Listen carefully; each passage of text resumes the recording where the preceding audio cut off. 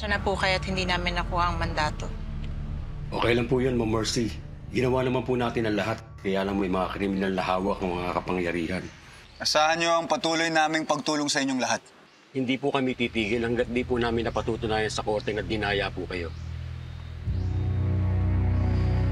Kaya naman ho kami nandito ni Attorney Abraham Espiritu ay para kunan ng statement ninyong lahat tungkol sa nangyaring hijacking. Sino dito ang lehitimong residente? Yung hindi flying voter, ha? Ang gustong tumistigo.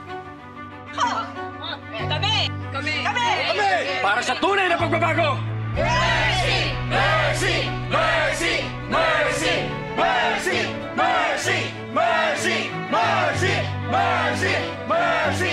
Mercy! Mercy! Mercy! Mercy! Mercy! Mercy! Mercy! Jay Caparas, lumuhod ka sa lupa.